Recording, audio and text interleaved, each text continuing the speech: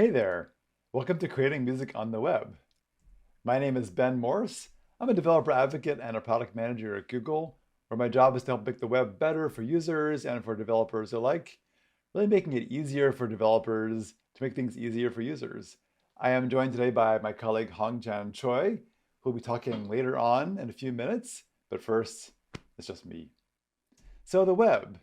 The web has changed quite a bit since its creation about 30 years ago, about 1989 or so. It began as this document description language. It was pretty straightforward. It was text with paragraphs. There were header tags, H1 through H6. Unordered lists were already a thing back then.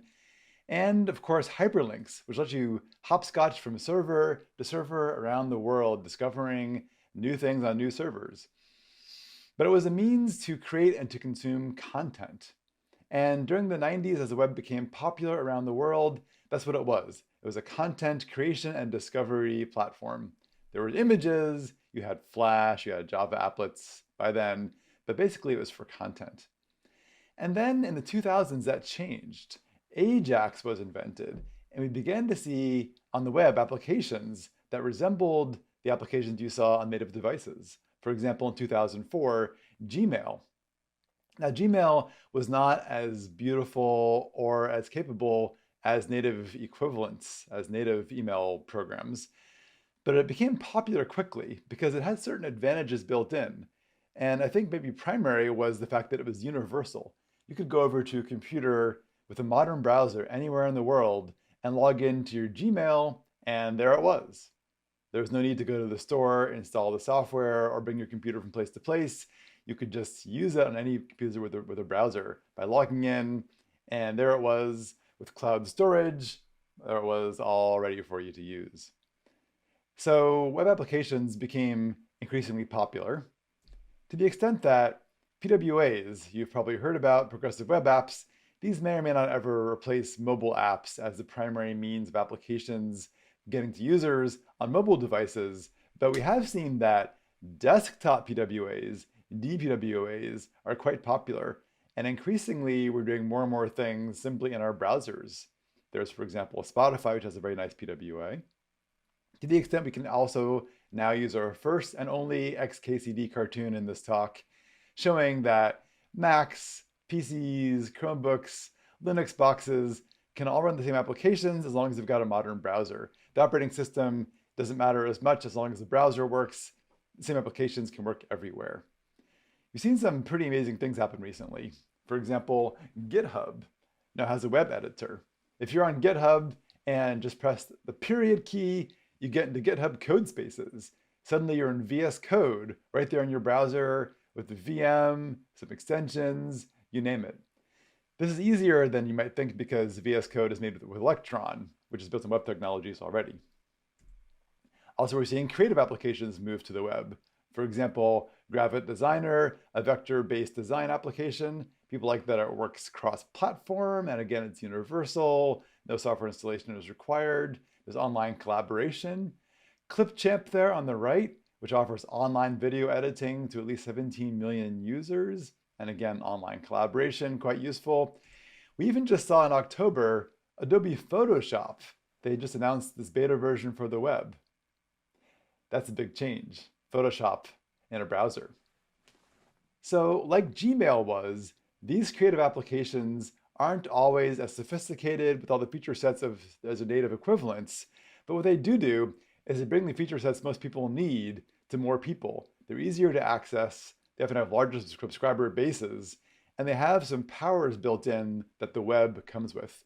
What are those web powers? What are those web powers? Let's look at those briefly. First of all, as I've been saying, they're universal. You're not installing software. You can use these things on any device which has a modern web browser. Also, discoverability. You can find content created with these applications often by searching on the web.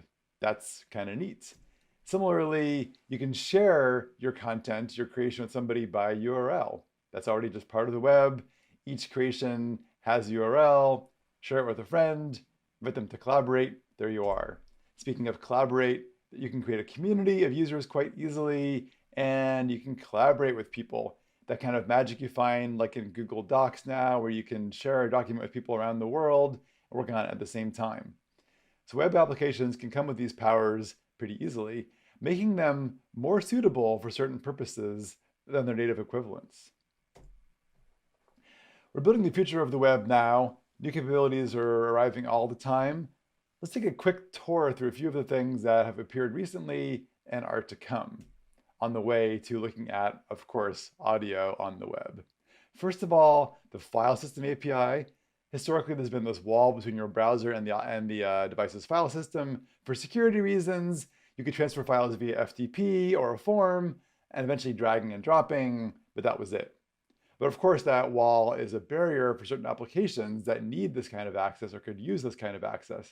And so if the user grants explicit permission, applications can now access parts of the file system. If you want to see this in action, check out this demo over here, this text editor. You can open a file from your computer, you can modify it, and save it back to your computer.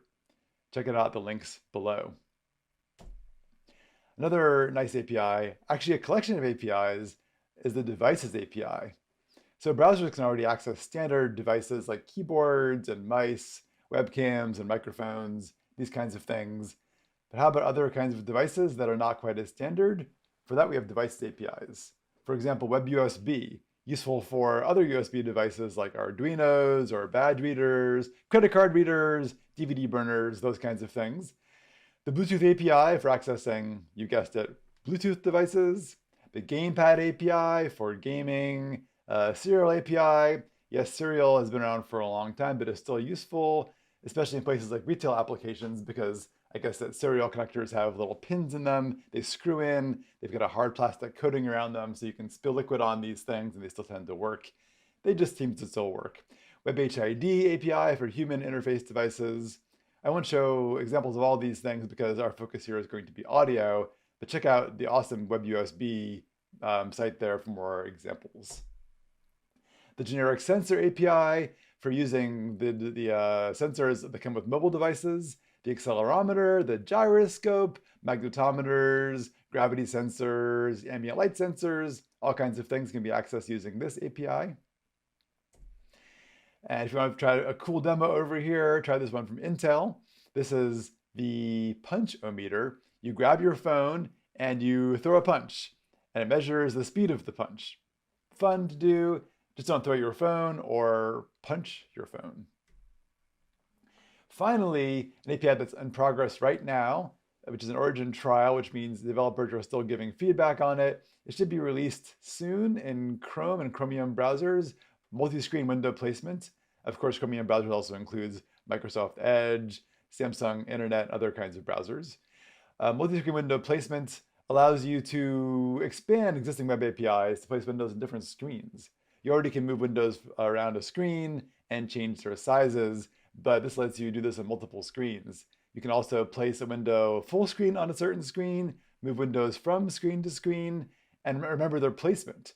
So if you have an application, like a creative application with maybe some palettes, different kinds of screens for perhaps a synthesizer, for a sequencer, time code, whatever, you can place those things in different screens, different places, close the application, it can recall their placement, and then be reopened and remember where everything was.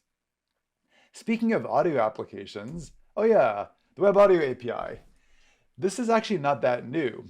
Notice that this article here that I have a screenshot from is from the HTML5 Rocks site, and it was published in 2011. What is Web Audio API? I like how MDN put it. The image tag and the canvas tag are kind of equivalent here. The image tag lets you place an image on the screen and change its size and its placement. The canvas tag has a whole API behind it, the canvas API that lets you modify the image, draw new images, change it in various kinds of ways. This is similar. The audio tag lets you play back audio. Web Audio API lets you play back audio and then modify the audio, make new audio, and play that back. New powers here. Hongchan will be discussing this in a few minutes, so we're going to wait for that to happen for more details here. But I'll also mention a special part of this API right now, the audio worklet. So usually web audio uses web audio nodes. You create different nodes that process audio and connect them in a graph. Audio Worklet is a special part of the API that lets you run JavaScript in a special audio processing thread. The Audio Worklet is like a worker, but for audio. And here you can do low-level audio processing, DSP, that other browser work can't interrupt. And it gives you access to Audio Worklet nodes to process audio itself. Of course, this can be pretty heavy, so it may be better to use WebAssembly instead of JavaScript for this. And thinking about this approach here, WebAssembly plus Audio Worklet, you can realize there's a way to port over existing C++ applications that are native applications over to the web and use them again on the web. This is in fact a popular approach these days. We're seeing a lot of online DAWs do just this. And again, Hongchan will be discussing this in his section in a few minutes. But first, I get to play some fun demos over here. Let's start here with musiclab.chromeexperiments.com. There's a lot of fun experiments over here. You can see this is useful in education, by the way. I mean, a lot of people out there in schools use cheaper devices. They might use Chromebooks that are lower level devices. And with a web browser, you can run all these kinds of things right there. So for example, learning about oscillators, a square wave. There's a nice square wave, fun little guy there, jumping around. If they change the amplitude, you can make a sawtooth wave, also jumping around. Try this out, show the kids, fun for the whole family. Something else you can look at is googlechromlabs.github.io. There are web audio samples here. There's a whole variety of things here about audio worklets, web audio API, an audio recorder demo, and then fun things like Google Doodles. This one over here was made for the 44th anniversary of the birth of hip hop. Let's play this video here for a second. Hey, what's up, y'all? It's Fab Five Freddy, direct from New York City. Today we're celebrating one of the intro here. Now this is the crossfade. This is used to mix the beats. You drag it all the way to the right. Try it out. Back it on the right. Back it on the left. And we can change the BPM. Make it really fast. Yeah. There's a lot more to this. Try this out, it's pretty fun. Oh, look at this, we're at the next slide already. Here's the slide itself. Ableton, the makers, of course, of Live and Push and such things, have a couple of nice things on the web, including this Learning Synths site over here. We can choose a starting point like this German siren here. There's that, and we can mess with the parameters.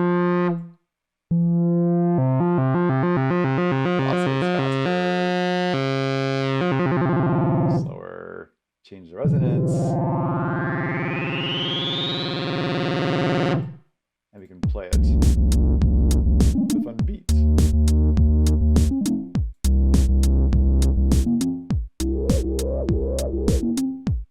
Very nice. So there's that. Let's look at now some of the DAWs on the web. One nice one is Audio Tool. It was first made with Flash back in the old days, but now it's all using modern web technologies, HTML5, Web Audio API. You see here this very elaborate looking setup here with various pedals and synthesizers. We can play it. Magical.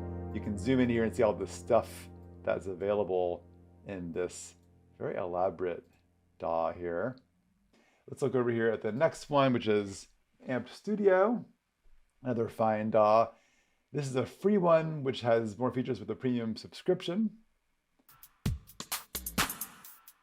There's a little project over there. We gotta change the volume of tracks, solo things. All kinds of things are possible here. This has a great sample library that makes it stand out. Lots of samples here. It supports VST plugins via a special VST bridge. And it also uses Propeller Head's Europa synthesizer plugin, which you only get if you pay for the premium subscription. If I add a device here, I can show you this. There's Europa. We can't use it now. We can always pay for it or demo it, but time is short. We're not going to. It's also got a plugin marketplace. People are selling these various plugins here on Amp Studio. Let's look at two more DAWs over here, or as we call them, DAWs. Here is Soundtrap, a very nice and slick DAW that's owned by Spotify now. Here we are, pushing the usual things, deep tracks. That's not doing very much. Solo the bass, all these things. Soundtrap has some nice features. Among them, you can bring in collaborators here and chat with them right there in the project. So you can work on a project with somebody across the world and chat with them. It's even got a video chat feature there. That's kind of neat that it has that. You can share with various people, other people that are a part of the system. Soundtrap is pretty big in education. They do very well in schools. And the pricing here, it's a free product, but to use more features, to use, I think, more sounds, more loops, and more features like the Antares Auto Tune requires a little bit of money. And finally, let's look at one more of these DAWs, which is BandLab. BandLab announced in March they had 30 million registered users, pretty impressive.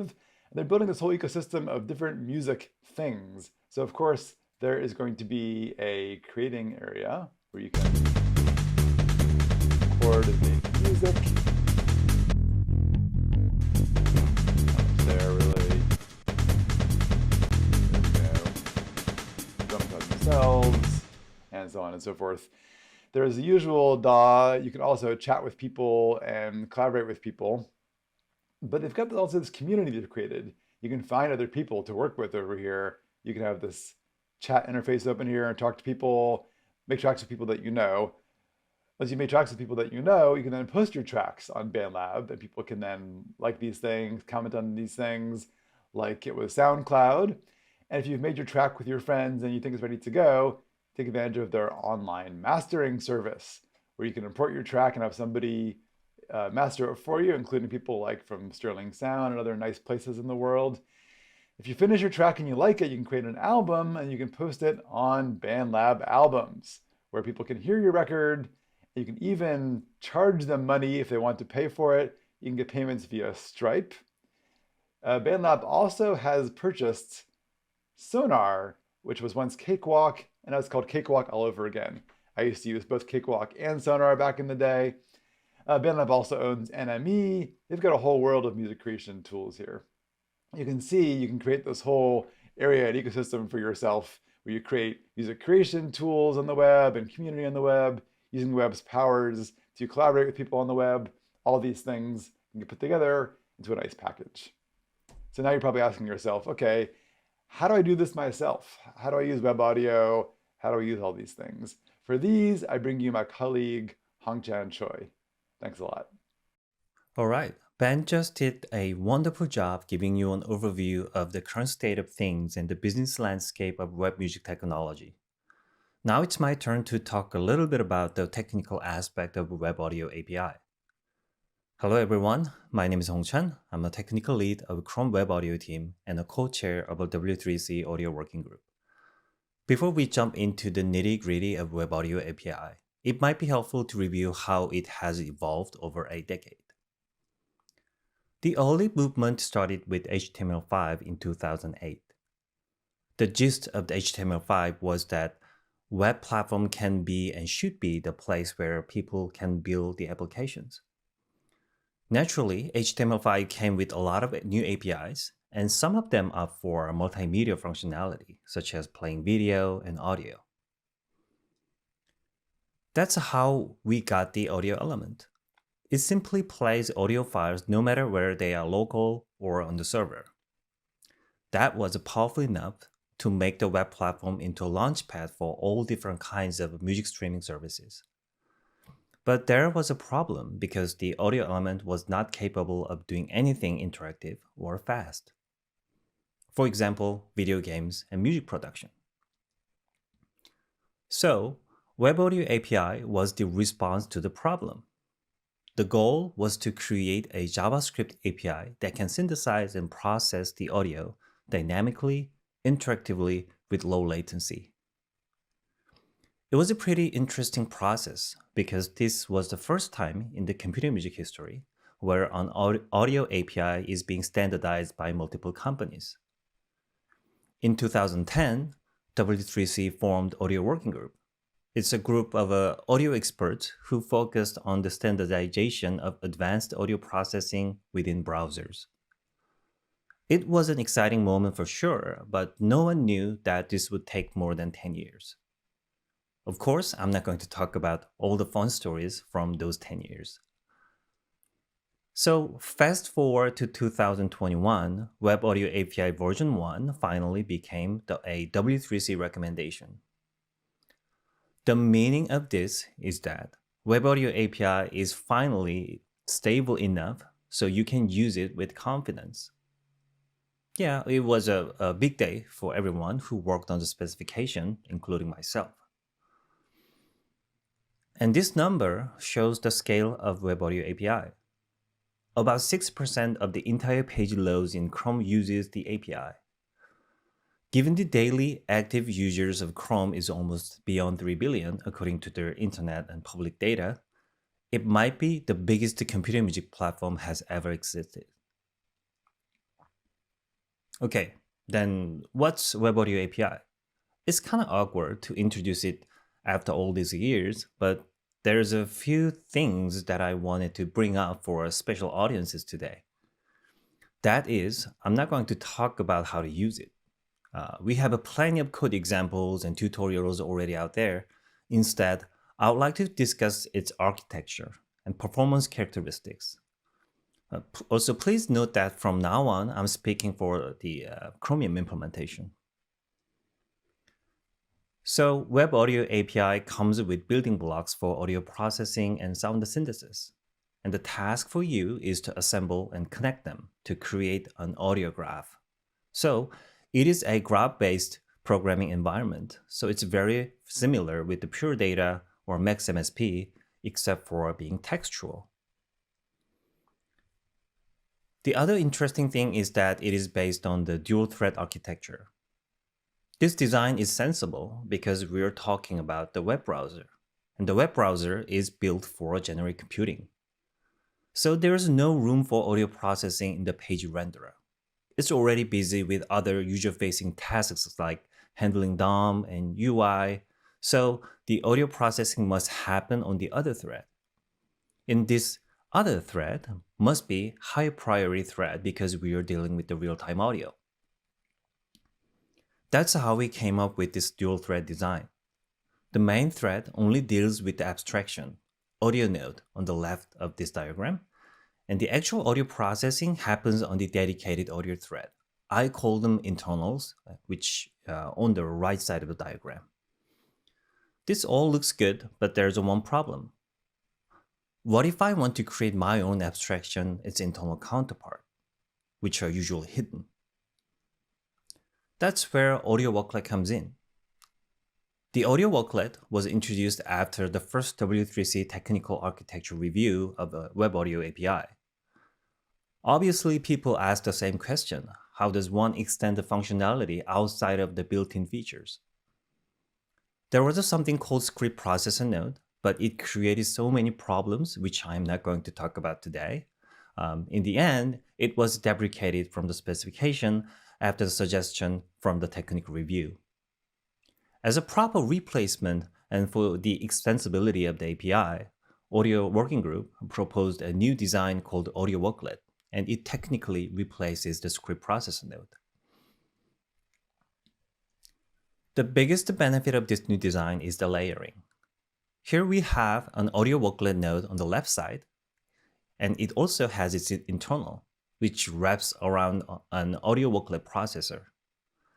And you can write these two classes for yourself, which was not possible before AudioWorklet. First off, this layering exactly matches other native audio nodes, so your custom node will be treated as a first-class citizen by Audio Renderer. This is generally great for API extensibility.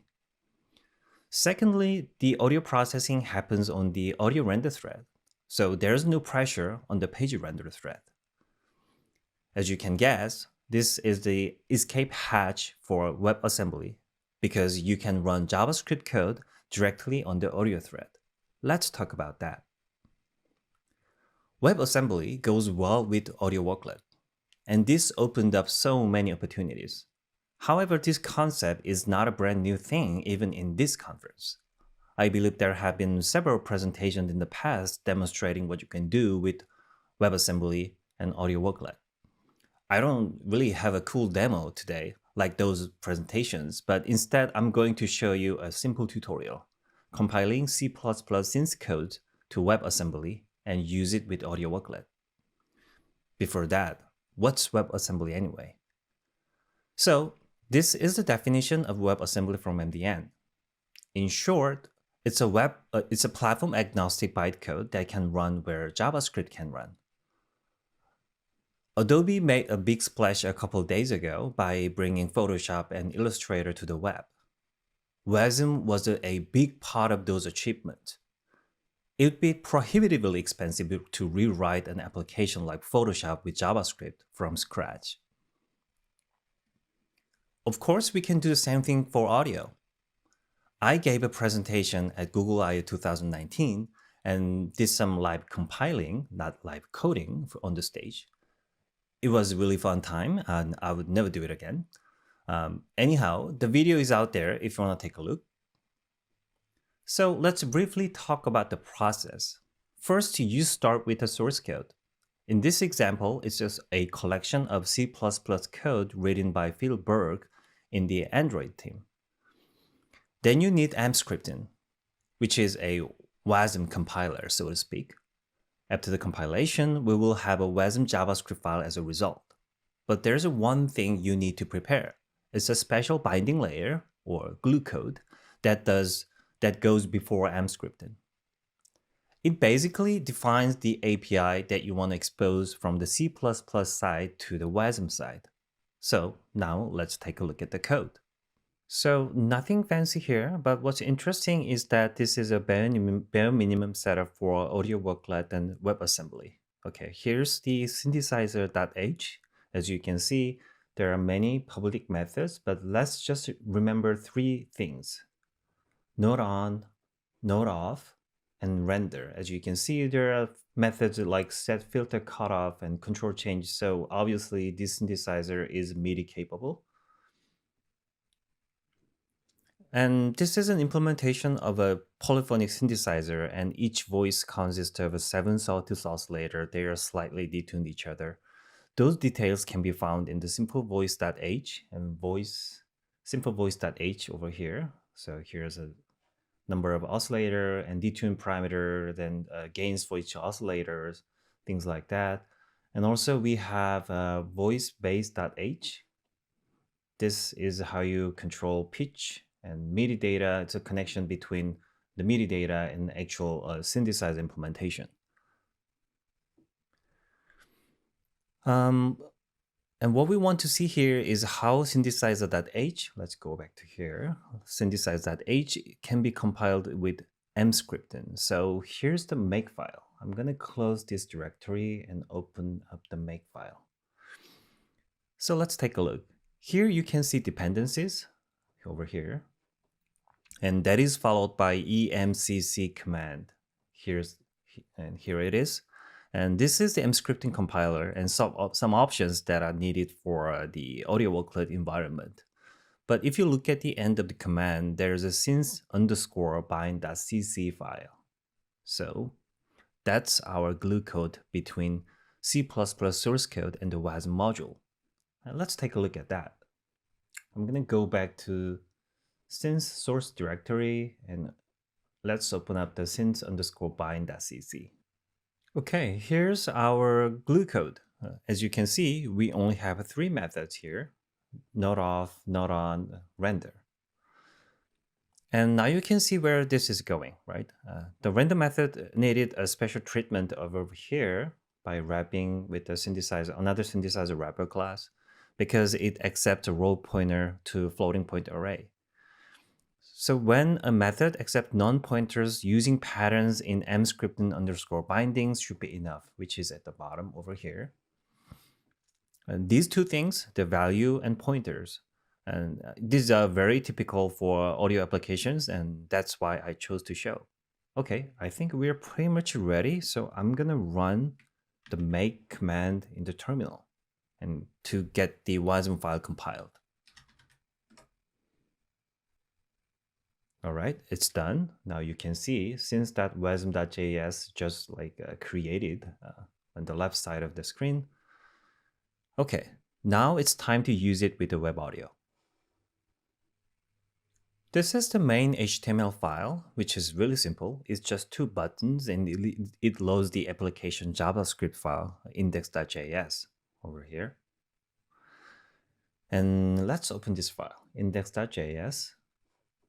And here, index.js contains the controller and application. It sets up the UI and event handling, then audio setup, everything. So, but I would like to focus on 2 things here. First, audio worklet add module. This line over here in line 48.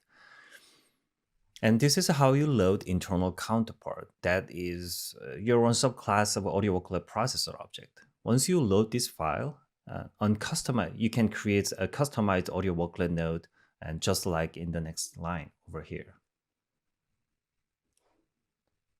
This is the synth node. This is the instance of a custom audio worklet node. And secondly, due to the autoplay policy in Chrome browser, the web audio needs to be activated by the user gesture. And the line 73 over here actually shows how to activate the audio functionality when user clicks anywhere in the page. So document.body is expecting a click. So when user click anywhere in the page, it will basically initialize everything. And that's how you get out of this autoplay blocking mechanism. Okay, now I think we are ready to take a look at audio worklet processor where the WASM file is used. So I'm going to open a synthprocessor.js with this file over here. And this is audio worklet processor definition, as you can see over here. As I mentioned, this code runs directly on the audio render thread. So you can see we are importing synth.wasm.js, the file that we just compiled. And I'm also using a wasm audio buffer.js. This is a utility that I created to make the pointer arithmetic a little bit easier. Do you remember the class constructor synthesizer in C++ code? That is this one. Why don't I just go back and check? Here, this constructor over here, this is the constructor of a C++ object. And now we can access that object constructor over here. So that's pretty exciting. And now let's find 3 methods that we saw surfaced to the JavaScript world. And here's a render over here, right? And also we have not on and not off, which with data over here. And it might be worthwhile to discuss how you get the message from the main thread to the audio thread, the line 30 over here. So this is the instance of audio worklet processor, and audio worklet processor and audio worklet node, they both have message port is attached by default. So what this means is basically we're expecting a message from the main thread, and it will be delivered through this message port. And when the message arrives, and we can basically call this function, and that is down here. So every time a main thread sends a message, basically we are going to trigger this function to create node on and also node off. So okay, let's run this example on the local server, and let's see how it goes. All right, let's start with the about blank page. I'm gonna paste the link to the local host. Okay, this is the example that we just worked on. And I'm gonna click anywhere in the page to activate the audio, and I'm going to press this Start Engine button. By doing so, we can basically activating audio context, the audio stream for web audio. Then I can press. So every time I press this tone button, you can hear this weird distorted noise created by 7 sawtooth oscillator. Yeah, so great, it's working as expected. So let's move on. Once again, you can find this example on the Web Audio Samples GitHub repository. Let's shift gears again and talk about audio performance. Web Audio API is a JavaScript API. As you already know, JavaScript is a garbage-collected language with some controversial quirks, like typings and scopings and etc. So when you're building a large-scale, real-world product, you will eventually encounter problems related to the garbage collection and performance. It's something that you cannot control, and it varies across the browsers, but you have to be mindful. Technically, garbage collection should not impact the Web Audio API's renderer because, like I said, it runs on different threads. But that's not always the case. There still are subtle associations between audio nodes and its internals, so creating too many audio nodes at once will eventually put pressure on the audio renderer because they need to be synchronized at some point. So what do? You inspect and profile the performance. It gives you the insights on when it happened and how it happened. In Chrome, you can use the Web Audio Perf Toolkit, and that's my second offering in this talk. First, the Web Audio DevTool panel. This is a very simple tool that allows you to monitor the health of the audio system and its rendering capacity. If you're experiencing audio glitches, it's mostly likely either of two cases. A, the callback timing is irregular. This can happen when the renderer runs on a lower priority thread. B, the audio processing load goes beyond the CPU capacity. This can happen for so many reasons, but in the end, you're trying to do too much and the callback misses its deadline. DevTool panel provides the metric for both. Secondly, we have Web Audio Graph Visualizer extension. This is a new addition to our toolkit. And by the way, this is not shipped with Chrome, so you will have to install it from Chrome Web Store, which is just a one-time process. This tool is useful in at least two cases. First, a large-scale web audio application typically constructs and destroys a lot of audio nodes. It's really hard to spot a wrong connection between them by reading the source code. The visualization is immensely better in pinpointing such mistake. And secondly, it allows you to understand the level of redundancy of your graph. You might be creating too many gain nodes. It's a very common technique, using several gain nodes to wrap a subgraph to create some sort of encapsulation. Also, there might be an orphan node that is created but not connected to anything, which is surprisingly common as well. Lastly, you can use Chrome's tracing tool. This is a bit more involved compared to the previous options, but it is the most comprehensive and full of insights. You can use this by going to chrome://tracing, and I suggest reading the article that I wrote to explain how to use it for audio application. You can just Google profile web audio apps.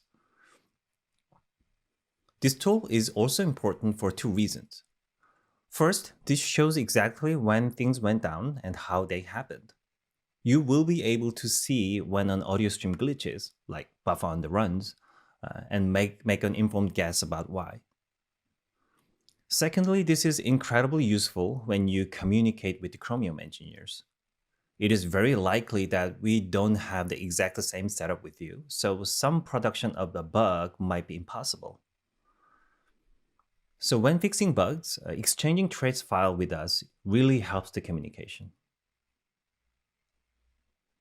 That's all I have for today. And here's the future of a Web Audio API that I'm envisioning for the next 2 years.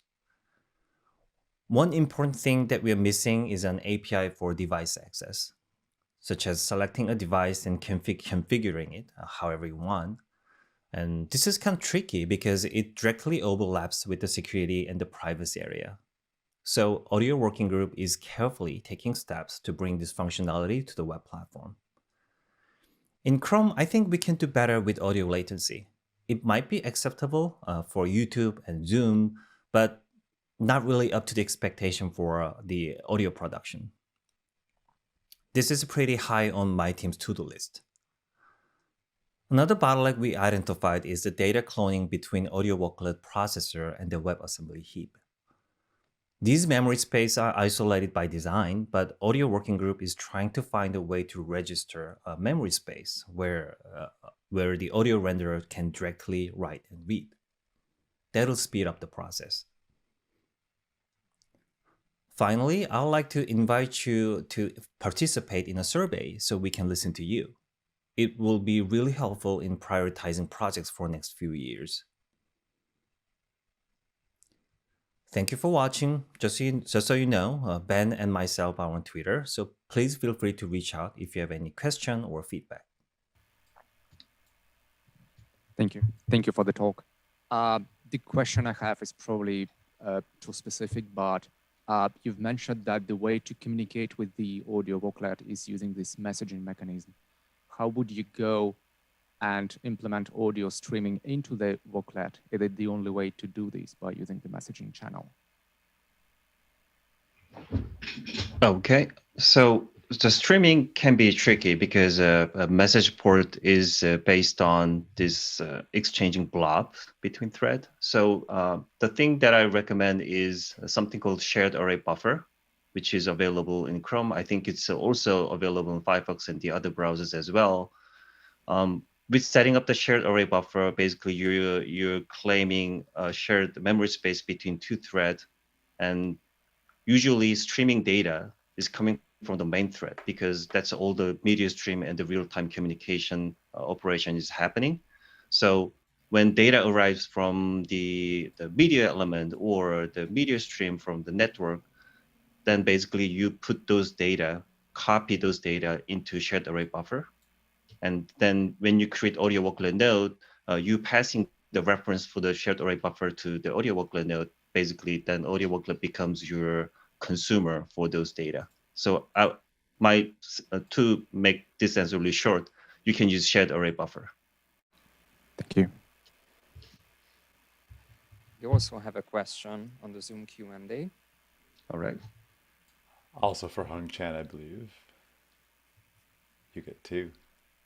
So the question is about the profiling and debugging tools. Can the same tools be used in Electron apps that just happen to use the Chromium runtime, but not necessarily running in Chrome? I personally haven't tried, so I really can't tell. But extension itself is, if an Electron application can run Chrome extension, I think it should be doable. And I'm not sure Electron app is also having a Chrome tracing tool. So yeah, I'm sorry, my knowledge is limited there. So we have time for one more question, if anybody in the audience would like to ask.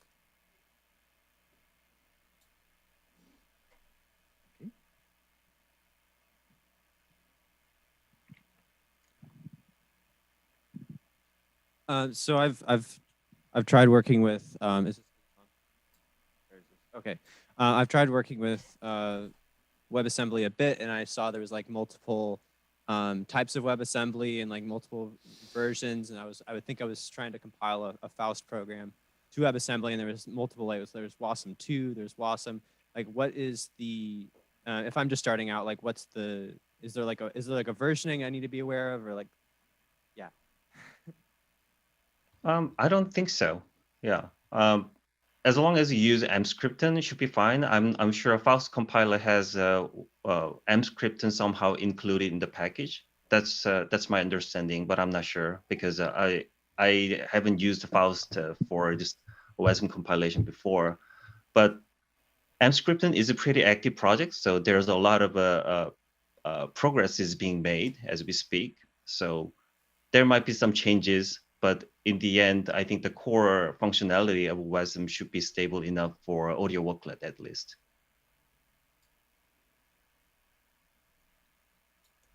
Does that answer your question, or?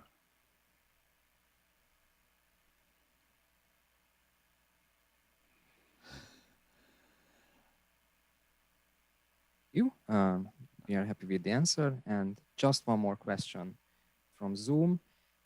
Tommy asks, I am interested in spectral processing. Beyond analysis, are there any plans to bring this type of processing in the domain of web audio? Would a good path forward for this type of processing to occur through WebAssembly? Have you seen any good examples of this? Yeah, that's a really good question. This is not the first time that I hear this question actually, because it came up several times in the working group discussion that why don't we have a proper FFT and IFFT in the native web audio functionality?